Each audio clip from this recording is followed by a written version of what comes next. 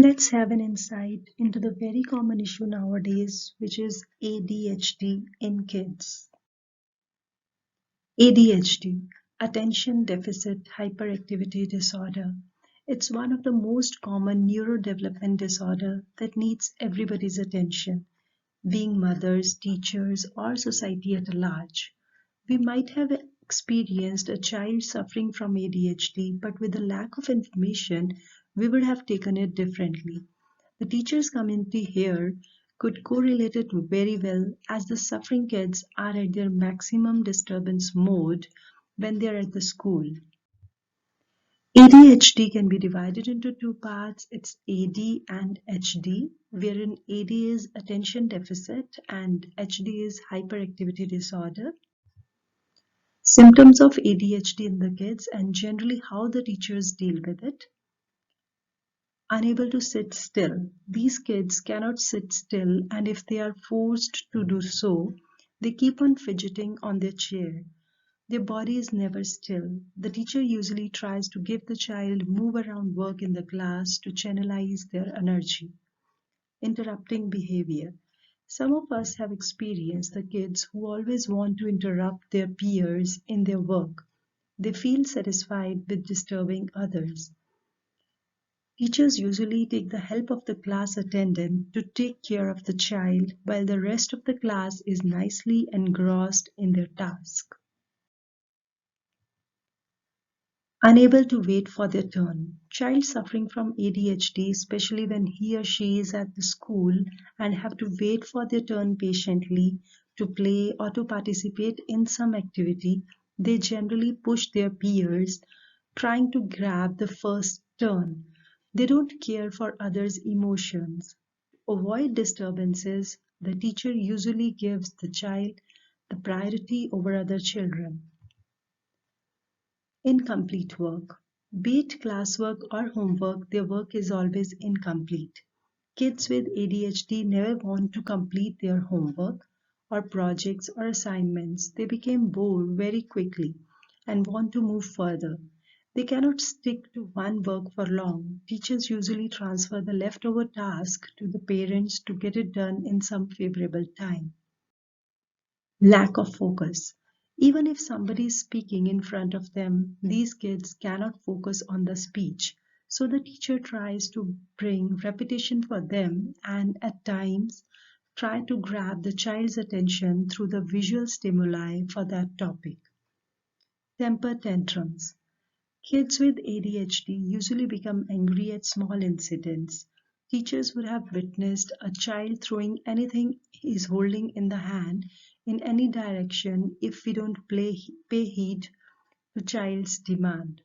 Usually the teacher tries to calm down the child and take the object from his hand to avoid the risk of any other child in the class getting hurt.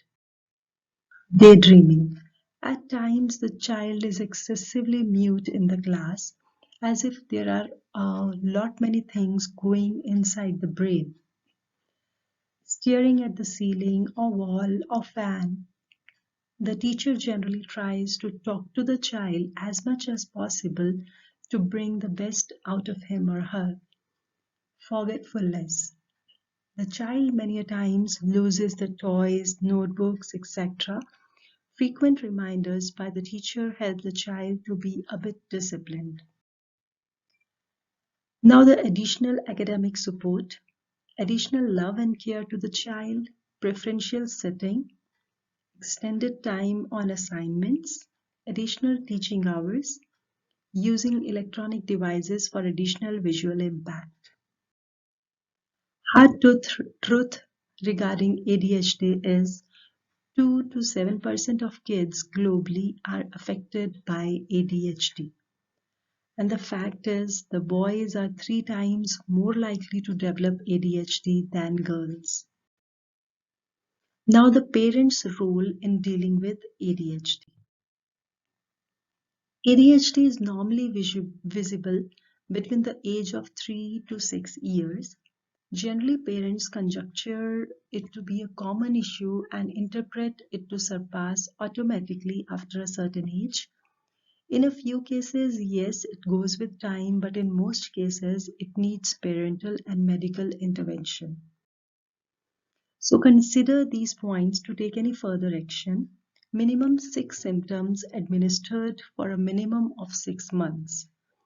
Child has a minimum of 6 symptoms of ADHD, which we discussed, and the parents have to keep an eye on these symptoms for at least 6 months.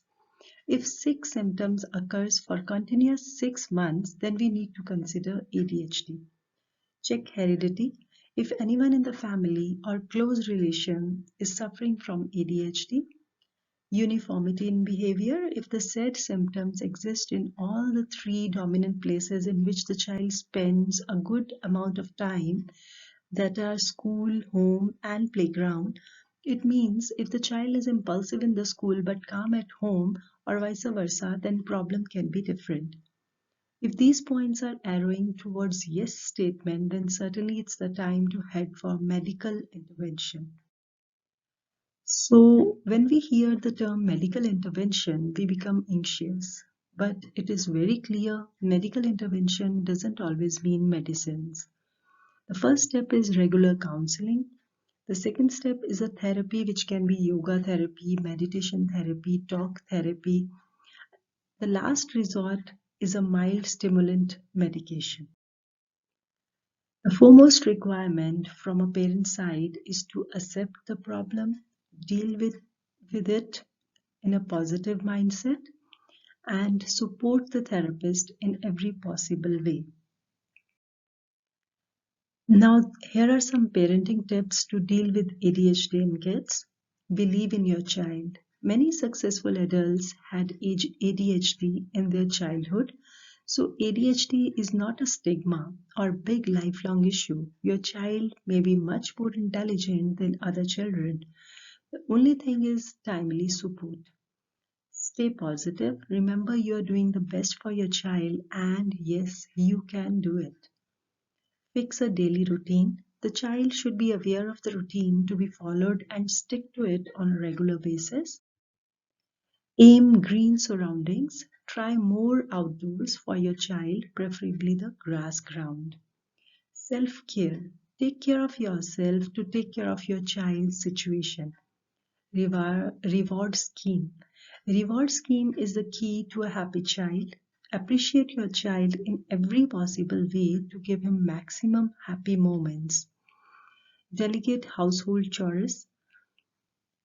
Ask help for the daily task from your dear ones or your domestic help. The idea is to make your child's present problem your topmost priority and give maximal time to solve it. More sleep. For you and for the child's brain to relax, sleep is the best therapy. Try to fix a good sleep pattern for the child. Regular meeting with the teacher. Children spend a good amount of time in school, so the teacher plays an important role in gauging the child's situation. The teacher can compare the child with his or her previous behavior or also with the other same aged kids. So maintain a regular meeting schedule with the teacher for the best results. Just remember, your child is not the only one who is suffering from this issue. So believe in yourself, believe in your child. Behind every young child who believes in himself is a parent who believed first. So believe in yourself and believe in your child. Happy parenting.